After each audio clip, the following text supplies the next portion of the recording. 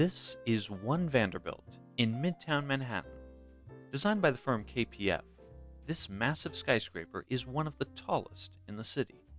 It's an office building that manages to blend into the skyline with its homage to the classic Art Deco skyscrapers of the past. Hi everyone, I'm Steve. I'm an architecture writer, and join me as we take a look at the secrets behind the design of one of New York's newest skyscrapers. Before we dive into the design, let's get some historical context. For that, we've got to go back to the construction of its neighbor, Grand Central Terminal, back in 1913. Along with Penn Station across town, these were the top train terminals in the world. With the creation of Grand Central, the chief engineer of the project, William Wilgus, aimed to create a terminal city, which was an effort to surround the terminal with housing, hotels, and office space. As part of this development, the famous Park Avenue was built, and eventually the development would be home to the likes of the Commodore Hotel, the Chrysler Building, and the Waldorf Astoria. Oh, and did I mention that these were built over a large network of rail lines coming in and out of the city? For all of those welcomed neighbors, the terminal has also had its share of bad neighbors, like the MetLife Building, which looms over the neighborhood with its ominous precast concrete facade. Nevertheless, this has remained one of the most vibrant neighborhoods in New York since its inception. Close to 100 years later, in 2012, the city of New York rezoned the area around Grand Central to allow for taller towers and to create more density around the transit hub. Many in the city worried that the area would be destroyed by the likes of another MetLife building. But when the plans were unveiled for KPF's design for the 1,400-foot-tall office tower, many of those fears were calmed. KPF understood the importance of the site and created a building that simultaneously stood out, but also managed to blend in with the city's established neighbors. So let's take a look at some of those details that make this a true New York City skyscraper. How a building meets the ground is so important, because it's the way most people interact with buildings. For Vanderbilt, KPF did not want the massive footprint of the building to be planted entirely on the ground, as it would certainly overpower Grand Central next door. Instead, they broke up the footprint of the tower by creating this void here and angling the corner nearest the terminal.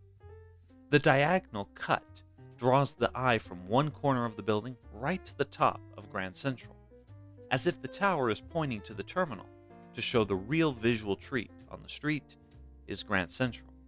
The glass that encloses the lobby also helps to break up this visual intrusion that the tower could create. The architects also made the decision to turn this portion of Vanderbilt Avenue into a public plaza. Now there's this gift to the city where people can sit and admire the terminal in a way that wasn't possible before. On the second floor of the tower, there is Le Pavilion, a fine dining restaurant owned by chef Daniel Belod. It's referred to as a culinary oasis, and here's why. This restaurant offers soaring glass windows that offer views of the city and floods the interior with natural light. This natural light also helps with the natural vegetation that's found throughout the restaurant. My favorite part of this space is found in the bar area, where you're given a great view of the Chrysler Building and its neighboring buildings. It's like the old meeting the new. An interesting detail for the tower is found in the spandrels of the building. Spandrels are the bands between the windows. Usually in modernist buildings, spandrels are given the same treatment as the rest of the facade with glass curtain walls. But KPF made the conscious decision to reintroduce spandrels to the tower, to harken back to the early days of skyscrapers. And like skyscrapers of the past, these spandrels on One Vanderbilt are made of terracotta and feature an abstract design on them. What's really interesting about this tower is the way that it reinterprets classic skyscraper massing into something that's fresh and modern. Because of zoning, which requires buildings to be set back ever so often to provide natural light down to the street, architects have often adopted this wedding cake-like setbacks to their designs. This kind of approach is found all throughout New York, including the Daily News Building or the Empire State Building. To adhere to the same zoning, One Vanderbilt decided to taper each floor of the tower as it rises, creating this striking profile. but they still wanted to pay homage to the past. So the four forms that make up the massing of the building get set back from each other into a spiral-like formation. This not only harkens back to the old Art Deco skyscrapers of the past, but it does something that is sorely missing in modernist buildings, like the MetLife building next door.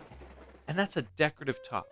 Here, those terracotta spandrels help to focus attention to the spiraling nature of the forms by cutting through the facade diagonally. And of course, because it's a skyscraper in New York, you can't forget the inclusion of a sky-reaching spire. The spire offers a nice point to which the skyscraper meets the sky. Inside the tower is another staple of other tall New York City buildings, and that's the observation deck. But unlike other observation decks, Summit 1 Vanderbilt takes up the top 4 floors of the tower. Inside there are several art installations and fantastic views. The artist Kinzo Digital created the collection Air for the interior. One of the pieces in the collection is Transcendence. It takes up an entire room in the building, which you've probably seen on your friend's Instagram after their trip to New York, with its mirrored floors and columns to give this real surrealistic view of the city. And there you have it, just some of the interesting details found over at 1 Vanderbilt. I hope you enjoyed this look at the ways architects think about their designs in relationship to their surroundings, and how buildings can pay homage to the buildings of the past. Anyway, until next time, I'm Steve for All Things Architecture, and remember, every building has a story.